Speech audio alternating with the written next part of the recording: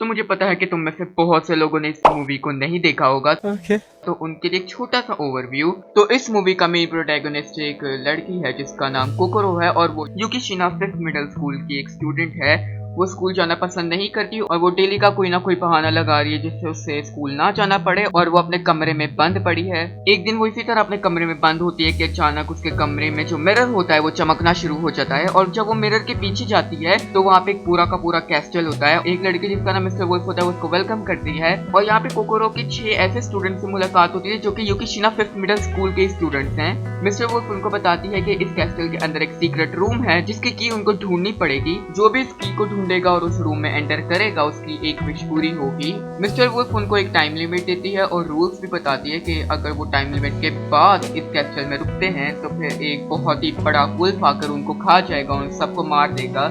अब क्या वो की को ढूंढकर उस रूम में एंटर कर पाते या नहीं कर पाते वो तुम्हें मूवी को देखकर पता चलेगा। अगर तुमने योर नेम मूवी देखी है तो तुम्हें ये मूवी भी जरूर पसंद आएगी। अगर तुमने इस मूवी को देख लिया है तो let's begin the review video.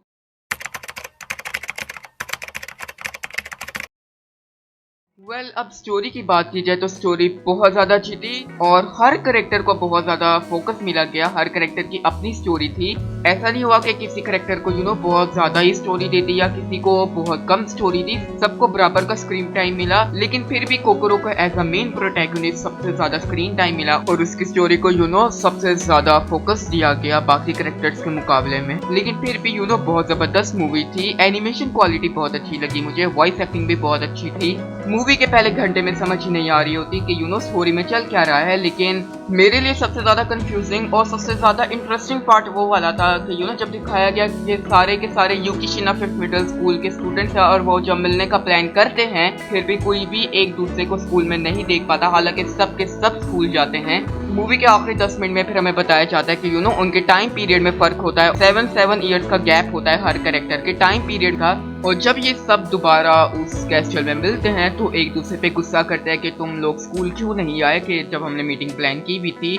लेकिन तब ये भाई साहब सबको फिजिक्स समझा रहे होते हैं कि क्यों शायद हम एक दूसरे से नहीं मिल सके। और मैं झूठ नहीं बोलूंगा, जो कुछ इसने बोला सब मेरे सर के ऊपर से गुजर गया। मुझे कुछ भी समझ नहीं आया कि इसने क्या फिजिक्स लगाई है इधर। लेकिन फिर भी बाद में हमें पता चल ही जाता है कि आखिर वो उनके टाइम पीरियड में गैप था जिसकी वजह से वो मिल नहीं सके थे।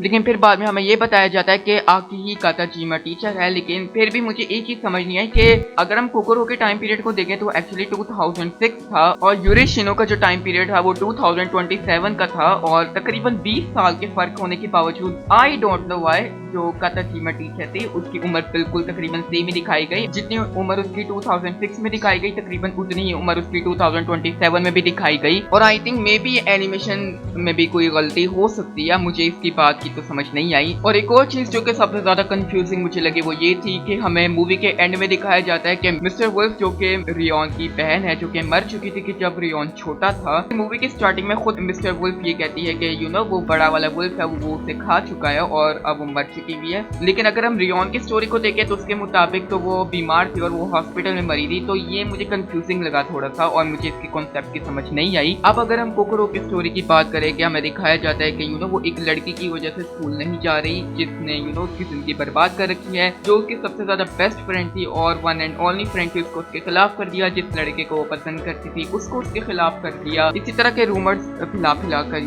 कोकोरो को विलन दिखाया गया और उसके सारे क्लासमेट्स को उसके खिलाफ कर दिया। और बाद में दिखाया गया कि सारे क्लासमेट्स कोकोरो के घर में जमा हो जाते हैं और उसको धमकी लगा रहे होते हैं कि तुम्हें बाहर आना पड़ेगा, तुम्हें बाहर आना पड़ेगा। और ये दिखाया जाता है कि कोकोरो की विश है कि वो इस वर्ल्ड से डिसअपियर हो जाए। लेकिन बाद में दिखाया जाता है आखी के लिए और बाकी जितने भी 5 मेंबर्स हैं उनके लिए अपनी विश को सेक्रीफाइस कर दिया। वो भी काफी अच्छा सीन था। इमोशनल मूवी है बहुत ज्यादा, तुम्हें इस मूवी को चेकआउट करनी चाहिए।